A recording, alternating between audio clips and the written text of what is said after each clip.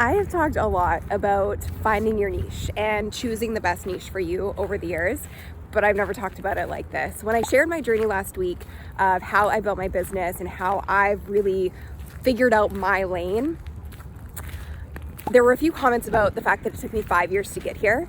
And I would argue and say that it's taken my entire life to get here, and it's constantly evolving. Your niche is never going to be a perfect box. It's never going to be something that you can just check off and move on. When I talk about the idea of niching down to blow up, which I do think is really important for any business, it's a constant process and journey of continuously tweaking and narrowing down your focus. So it's taking the pressure off of it from being absolutely dead on, spot on right off the bat. But there is something that so many people miss when they're figuring out what niche they want to hone in on. And a really great example of this is Apple. And Apple did an incredible job, not just being another computer brand, but being a brand that tapped into the intrinsic thing that their ideal client wanted to achieve and who they wanted to be. They wanted to be disruptors. They wanted to be rebels. They wanted to be different. They wanted to be unique. And they wanted to be able to create on their own terms and live a life on their own terms. Now, love it or hate it, Apple is an aspirational brand. A lot of people want to have Apple products. And the reason is, it isn't because they make the best computers. It's because they know who they're targeting. And at the end of the day, working with a lot of different people and going through the process myself on a continuous basis, your niche really comes down to three things. What is the transformation that you're providing? What is the thing you're taking people from and to? And who are you providing it to specifically? And more importantly than that, where is that person on their journey that they would actually need to invest in whatever it is that you're selling? So business is very simple. It's solution plus demand. So you have to solve a problem, and that problem has to be in demand, but it may not be in demand by everybody. It may just be in demand by a very small group of people, and that is how you niche down to blow up. So how do you figure out what the transformation is that you're actually providing? Because I know that that sounds like a lofty question. Well, the reason I wanted to take you to one of my favorite places in Vancouver, get a little space and silence, is because subtracting is such a massive part of this journey. And one of the biggest problems when you're an entrepreneur is the comparison game. And you're constantly being fed what other people are doing. You're constantly seeing success stories from other people. And so it's really easy to get subconsciously influenced by that and feel like, well, I should do what they do. But this is the thing. There are a lot of computer brands out there. Apple has stood the test of time and become this aspirational brand because they figured out internally what to tap into. And the only way to figure that out is to look at yourself and to truly tune in. And you can't tune in when there's a bunch of noise around you. If you look at Steve Jobs, that dude was a disruptor. And he was a mirror for his company and for his clients. And you ultimately are as well. Whatever makes you the most unique, whatever your unique experience is in your life or in your business, it's going to influence the business you create if you want that business to stand out and to stand the test of time. So for me, my niche has evolved because I've evolved, because I never stopped moving forward. I was having a conversation with a friend of mine who recently started a business, and I said, there are so many moments along this journey where I've looked back and I've really truly questioned how in the world I was going to keep going, how I was going to be able to make this business work. And when you look at it, hindsight's 20/20, and when you look back, you realize you made it through because you didn't stop. You just kept moving forward and you kept testing. And yes, I've had failures along the way, and yes, I've made a ton of mistakes, but every single one of those failures and mistakes has ultimately informed how to better serve my clients, who my clients are, and exactly where I need to meet them to know that they're actually going to want to invest in what I have to offer.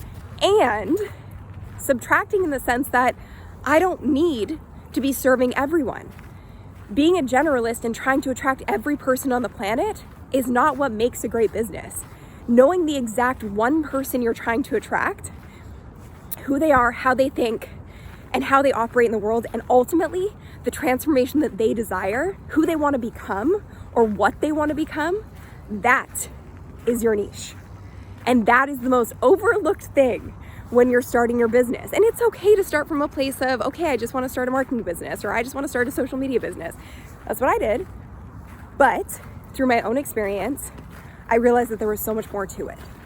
I really wanted to create freedom for myself. I wanted to create a business where it didn't work against me, it worked for me. So after going through burnout, I really had to figure out how I would do that and reverse engineer the process. And once I was able to do it, I realized it was very in demand by a lot of other people. And I created the methodology that we have today and have helped a lot of people achieve that, as you saw in last week's video. And that has become my mission because I know exactly who I'm trying to serve. That is a niche. Transformation is a niche. Something external outside of you, tactics, teaching, a skill set, that is not a niche. That is just something you do.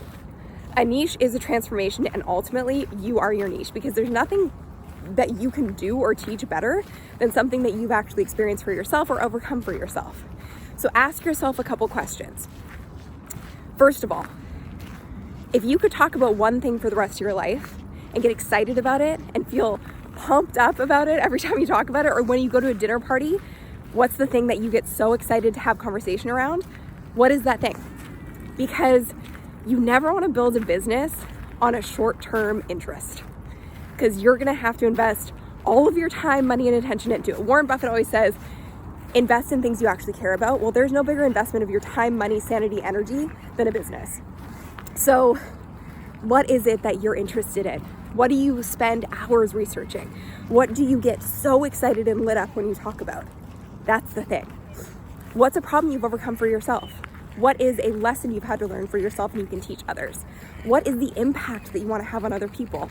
What is the thing internally for you, this is a biggie, that you desire most?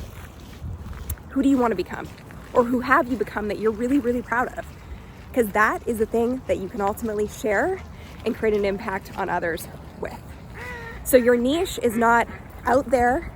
Your niche is not what somebody else is doing. Your niche is going to come from constantly moving forward, constantly testing, constantly learning, and constantly evolving. That is where your niche lies. It's never going to come from trying to be perfect. It's never going to come from trying to tick off a box.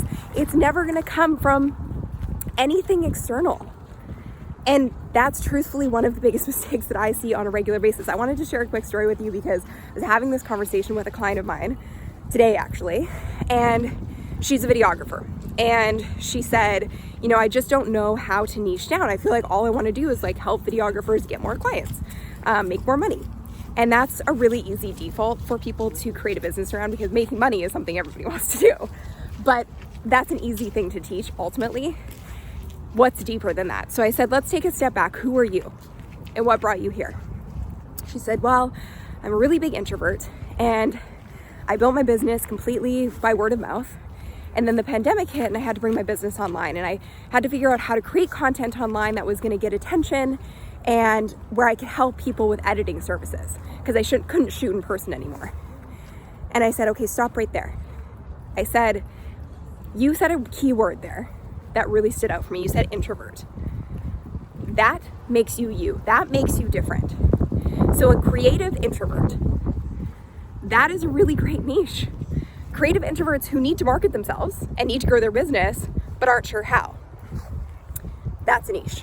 And that makes you different and allows you to stand out from anybody else. And another example of this is this woman who grew up very awkward and felt super uncomfortable in social settings, particularly when it came to dancing. If you've ever been to like a wedding or whatever and you hate getting on the dance floor, that was this woman. Grew up, teenager, super uncomfortable, hated going to dances, hated going to social functions, felt like she was missing out all the time. And she ended up becoming a pro dancer. And in the last 8 months has built an entire business teaching adults who feel uncomfortable dancing in social settings how to dance. And she's grown it to nearly $100,000 in revenue from absolute zero over the last 8 months. So your niche is you. It has to come from here, and it has to come from the transformation that your ideal client, who is a mirror for you, is ultimately desiring. If you can figure that out, you will build a legacy business. So I'm going to tell you that whole story about that woman who teaches adults how to dance in the next video, and I can't wait to share it with you and show you the behind the scenes of how she grew her business the way that she did. I will see you in the next one. Bye.